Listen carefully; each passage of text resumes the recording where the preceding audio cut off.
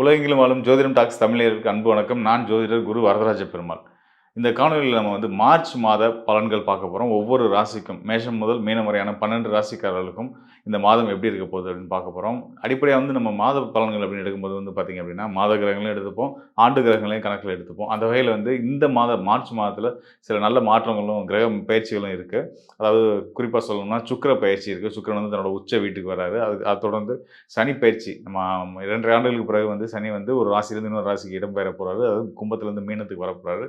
இது வாக்கிய கணிதப்படியான பஞ்சாங்க அடிப்படையிலான சனி பயிற்சியான பத்தி நம்ம சொல்ல போறோம். அது மட்டும் இல்லாம ரொம்ப முக்கியமா முழு சுபகிரகம்னு சொல்லக்கூடிய வியாழன். வியாழன் இவ்வளவு நாள் பார்த்தீங்கன்னா, ஒரு நிலையற்ற தன்மையில இருந்துட்டு இருக்காரு. வக்ரம், அதிசாரம் அப்படின்ட்டு முன்னாடி போக பின்னாடி வரன்னு ஒரு நிலை இல்லாம இருந்துட்டு இருந்தார் இல்லையா? அந்த வக்ர நிவர்த்தி ஆக போறாரு. இப்ப தற்சமயம் மிதுன ராசியில வக்ர நிலையில இருந்துட்டு இருக்காரு. அவரும் வக்ரத்திலிருந்து விடுபட்டு ஒவ்வொரு ராசிக்கு என்ன மாதிரியான பலன்கள் கொடுக்க போறாருன்னு நம்ம பார்க்க போறோம். தொடர்ந்து காணொலியை பாருங்க. நிச்சயமா உங்களுக்கு பயனுள்ளதா இருக்கும். தனுசு ராசிக்காரர்களுக்கு இந்த மார்ச் மாதம் ஒரு நல்ல ஒரு திருப்பங்களை ஏற்படுத்தக்கூடிய ஒரு அற்புதமான காலமா இருக்க போகுது. காரணம் என்னன்னு கேட்டீங்கன்னா, உங்களுடைய ராசிநாதன்.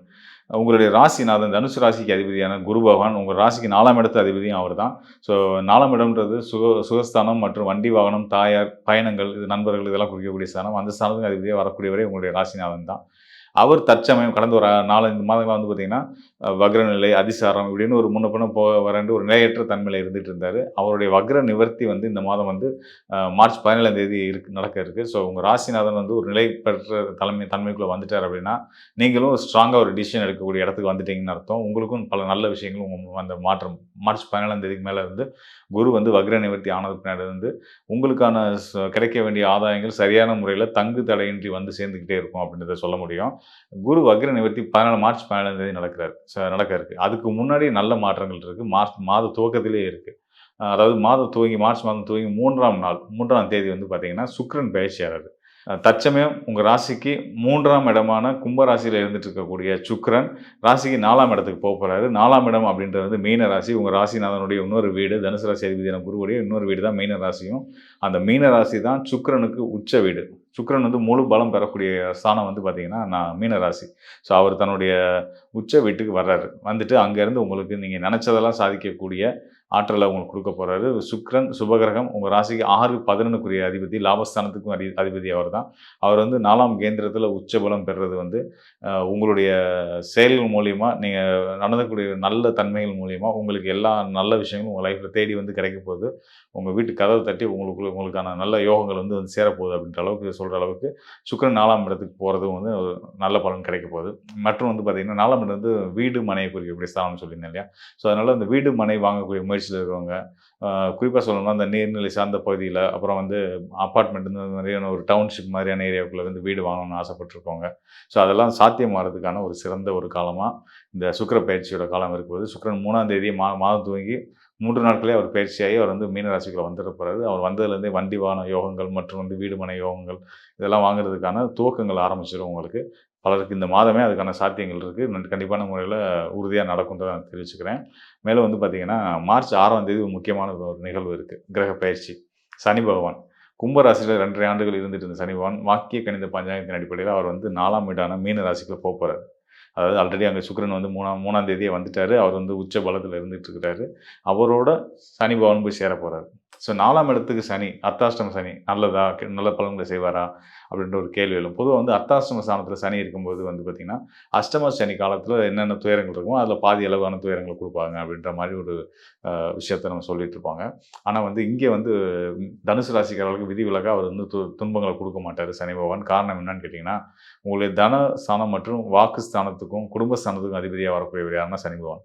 அவர் 4ஆம் கேந்திரம் ஏறுறது தனம் ஸ்தானம் மற்றும் குடும்பஸ்தானம்ன்ற அமைப்பில் அந்த ஸ்தானத்துக்கு அவர் வாய்ப்பு அதுக்கான காரகத்துவ நாதன் அவர் வர்றதுனால இந்த காரகங்கள்லாம் வலுப்பெறதுக்கு ஒரு அடையாளமாக நம்ம பார்க்கலாம். அதாவது தனம் மற்றும் குடும்பஸ்தானத்துக்கு அதிபதியாக அவர் 4ஆம் கேந்திரம் ஏறுறது அப்படின்றது உங்களுடைய பொருளாதார நிலை வலுப்பெறப்போகுது, உங்கள் குடும்ப ஒற்றுமைகள் சிறப்பாக போகுது அப்படின்றதுக்கான ஒரு அடையாளமாக பார்க்கலாம். அது மட்டும் இல்லாமல் அவர் இருக்கக்கூடிய அந்த மீன ராசி, அவர் அமரக்கூடிய அந்த மீன ராசி பார்த்தீங்க அப்படின்னா, குருவுடைய வீடு, சுபகிரகத்தோட வீடு, உங்கள் ராசிநாதனோட வீடு. உங்கள் ராசிநாதனுக்கு கேந்திர நிலையில் தான் இருக்காங்க. அதாவது சனி இருக்கிறது வந்து 4ஆம் இடத்துல குரு இருக்கார். குரு இருக்கிற இடத்துல வந்து சனி 10ஆம் இடத்துல இருக்காங்க. இது வந்து கேந்திர தொடர்புன்னு சொல்லுவோம். இந்த நிலையில் இருக்கக்கூடிய ஒரு அசுபகிரகம் வந்து கண்டிப்பான முறையில் ஒரு சுபகிரகத்தோட இணைவு பெற்று இருக்கக்கூடிய ஒரு அசுபகிரகம் வந்து கெட்ட பலன்களை தீய பலன்களை கண்டிப்பாக கொடுக்காது. நல்ல பலன் தான் செய்யும். அந்த வகையில் சனி பகவான் உங்களுக்கு நல்லதான் செய்ய போகிறாரு. ஆக இந்த மாதம் வந்து பார்த்தீங்கன்னா உங்களுடைய ராசிநாதன் குரு வந்து வக்ர நிவர்த்தி அடைஞ்சு அவர் நல்ல யோக பலன்களை கொடுக்க போகிறாரு. மேலும் உங்கள் ராசி 6-11 சுக்கிரன் அவரும் நல்ல யோக பலனை கொடுக்க போகிறாரு. கூடுதலாக உங்கள் தனம் மற்றும் குடும்பஸ்தானத்து அதிபதியான சனி பகவானும் 4ஆம் கேந்திரம் ஏறி அவரும் நல்ல பலனை கொடுக்க போகிறாரு. ஆக மொத்தம் இந்த மாதம் கொண்டாட்டங்களுக்கு குறைவில்லாத ஒரு சிறப்பான மாதம்ன்றதை நம்ம சொல்லலாம். இந்த மார்ச் மாதம் கோச்சார நிலைகள் வந்து பார்த்தீங்கன்னா உலகளாவிய அளவில் எல்லாத்துக்குமே எல்லா ராசிக்காரர்களுக்குமே நல்ல பலனை கொடுக்கக்கூடிய ஒரு விஷயங்கள்லாம் கண்டிப்பாக நம்ம ஊரில் இருக்குது. அதற்கு முதல் தரமான காரணமாக நான் சொல்கிறது வந்து சுகபோகக்காரன் சுக்கிரன் உச்ச பலம் பெறுறது. ஸோ சுக்கிரனுடைய உச்ச பலம் வந்து பார்த்தீங்கன்னா இன்னொரு சுபகரமான வீட்டில் தான் நடக்குது. மீன ராசியில் குருவுடைய வீட்டில் தான் நடக்குது. ஸோ அந்த வகையில் வந்து குருவுடைய வீட்டில் உச்சம் பெறக்கூடிய சுக்கிரன் பொருளாதார முன்னேற்றங்கள் உலகளாவிய நாடுகள் அளவிலையும் சரி, தனிப்பட்ட மனிதர்களுக்கும் சரி, பொருளாதார முன்னேற்றங்களையும் பொன் பொருள் சேர்க்கையும் வீடு மனை வாங்குகிற யோகங்களையும் கண்டிப்பான முறையில் கொடுக்கும். அதுக்கான முயற்சியில் இருக்கிறவங்களுக்கு 100% வெற்றிகளை கொடுக்கக்கூடிய ஒரு அற்புதமான மாதமாக சுக்கிரனை வச்சே நம்ம சொல்லலாம். இந்த மாதம் சிறப்பாக இருக்குது, மார்ச் மாதம் சிறப்பாக இருக்குன்றத சொல்லலாம். கூடுதலாக கர்மகாரகன், நீதிமான், நியாயவான், தர்மகாரகன் நம்ம சனி பகவான் அவரும் வந்து பார்த்திங்கன்னா தன்னுடைய 2 ஆண்டுகள் இருந்த கும்பராசியை விட்டு மீன ராசிக்கு வரப்போகிறாரு. குருவுடைய வீட்டுக்கு வரப்போகிறாரு. குருவோட வீட்டில் நீதிமான் சனி பகவான் சம்மந்தப்படும் போது வந்து பார்த்திங்கன்னா நீதி நெறி தவறாத சரியான விஷயங்கள் எல்லாத்துக்கும் உங்கள் நியாயப்படி சட்டம் உங்களுடைய தர்மப்படி உங்களுக்கு கிடைக்க வேண்டிய விஷயங்கள் எல்லாமே பிழை இல்லாமல் தடை இல்லாமல் கண்டிப்பான முறையில் கிடைக்குன்றதுக்கு குருவோட வீட்டில் சனி அமரப்போகிற இந்த 2 ஆண்டுகளும் இருக்க போது நிறைய பேருக்கு வந்து பார்த்திங்கன்னா இந்த சட்ட ரீதியான வழக்குகள் வீண் பழியினால் அதுக்கான போராட்டங்கள்லாம் எடுத்துகிட்டு போயிட்டுருப்பீங்க. கேஸ் நடந்துகிட்ருக்கும். ஸோ அந்த நீதிமன்ற வழக்குகள் எல்லாம் வந்து வெற்றி கிடைக்கிறதுக்கான காரணங்களும் சாத்தியங்களும் நிச்சயமாக இருக்குது. நியாயம் யார் பக்கம் இருக்கோ நிச்சயமாக அவங்களுக்கு வெற்றி கிடைக்கும் அப்படின்றத சொல்லிக்கிறேன். ஏன்னா சனி எப்பயுமே நியாயத்தின் பக்கம் நிற்கக்கூடியவர்.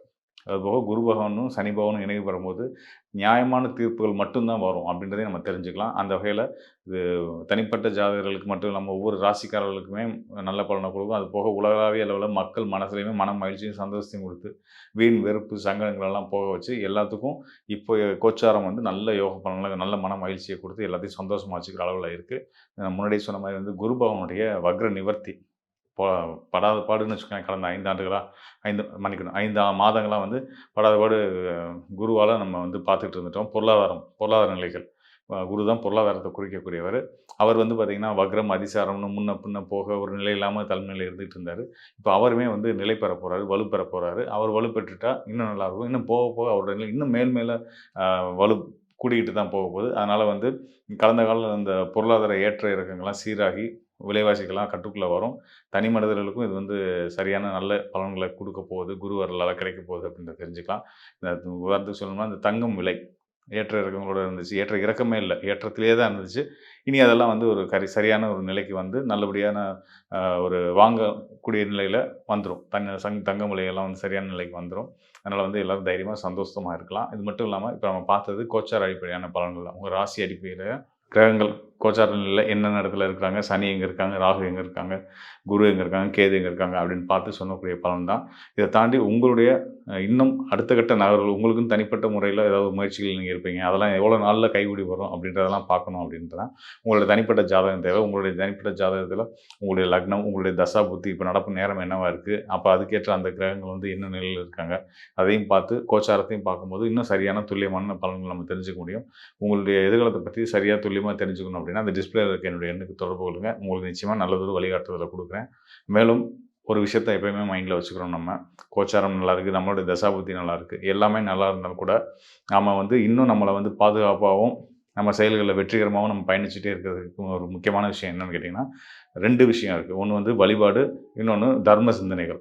அதாவது நீங்கள் வந்து உங்களுக்கான வழிபாட்டு தெய்வங்களை பிடிச்சி உங்களோட இஷ்ட தெய்வம், குலதெய்வம் இவங்களை தவறாமல் கும்பிட்டு வர்றதும், மேலும் உங்களால் முடிஞ்ச உதவிகளை இல்லாதவங்களுக்கு செய்கிறதும் நல்ல உங்களை காத்து வந்து உங்களுடைய தர்மம் உங்களுக்கு தலைகாக்குன்ற அந்த அடிப்படையில் உங்களுடைய பக்தியும் உங்களுடைய நீங்கள் செய்யக்கூடிய தர்மங்களும் உங்களை எப்போயுமே காத்து வந்துட்டுருக்கும். நேரமும் காலமும் கூடி வந்திருக்க இந்த நேரத்தில் நல்ல விஷயங்கள் நிறைய செய்து அதன் மூலியமாக நீங்களும் நல்லபடியாக சந்தோஷமாக மகிழ்ச்சியாக உங்கள் வாழ்க்கையை கொண்டு போகிறதுக்கு பயன்படுத்திக்கணும் அப்படின்றதுக்காக தான் இந்த விஷயங்களை சொல்லியிருக்கோம். கண்டிப்பான முறையில் இந்த மார்ச் மாதம் எல்லாருக்குமே எல்லா ராசிக்காரர்களுக்குமே சரி மிக சிறந்த உன்னதமான மகிழ்ச்சிகளை வாரி வழங்கக்கூடிய ஒரு அற்புதமான காலம். பொருளாதார ரீதியாகவும் சரி, தனிப்பட்ட வாழ்க்கையாகவும் சரி, எல்லாருமே வந்து சந்தோஷமாக இருக்க போகிறோம் அப்படின்றத தெரிஞ்சு, ஸோ அதனால் வந்து தைரியமாக சந்தோஷமாக இருங்க, வாழ்க்கையை கொண்டாடுங்க, வாழ்க்கையை மகிழ்ச்சியாக கொண்டாடுங்க. நல்லதே நினைப்போம், நல்லதே நடக்கும்.